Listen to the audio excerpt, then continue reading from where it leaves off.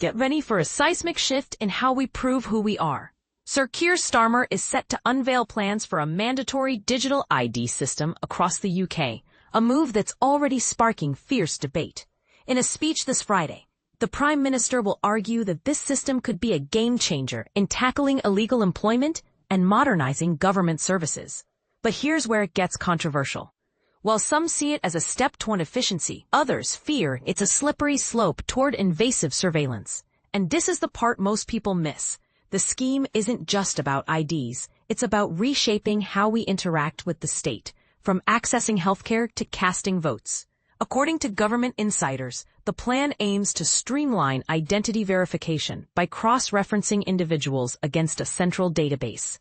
While this might sound futuristic, it's not entirely new. Since 2022, employers have been using digital tools to verify the right to work for British and Irish citizens, and e-visas have replaced physical permits for foreign residents. But the proposed system would go further, potentially making digital IDs the norm for everyone, even those without smartphones or passports. How? That's where the consultation comes in, aiming to iron out the kinks and ensure inclusivity. But not everyone's on board. Critics like Conservative leader Kemi Badenoch call it a desperate gimmick, accusing Labour of using the scheme to divert attention from internal party politics. Reform UK goes further, labeling it a cynical ploy to appear tough on immigration without addressing root causes. Even the Liberal Democrats, who torpedoed Labour's ID card plans years ago, remain staunchly opposed. Meanwhile, former Labour leader Jeremy Corbyn calls it an affront to civil liberties, echoing concerns from groups like the Open Rights Group, which warns of a pre-crime state where constant identity checks become the norm. Proponents, however, point to success stories like Estonia, where digital IDs simplify everything from voting to banking. Cabinet Office Minister Pat McFadden recently highlighted this model, suggesting the UK could follow suit.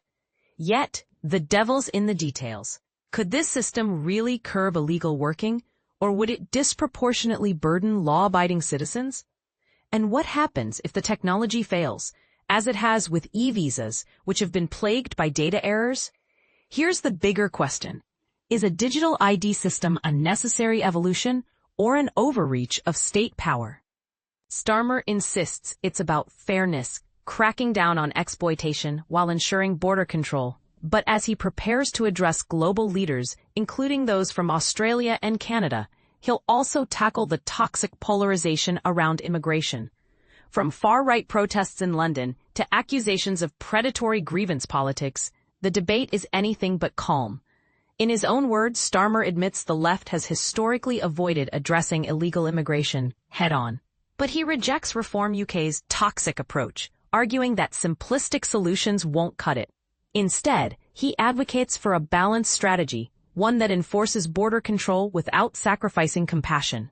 Yet, as he defends his government's actions, one can't help but wonder, can a digital ID system truly bridge this divide, or will it only deepen it? What do you think? Is this the future of identity verification, or a step too far? Let us know in the comments. We want to hear your take on this polarizing proposal.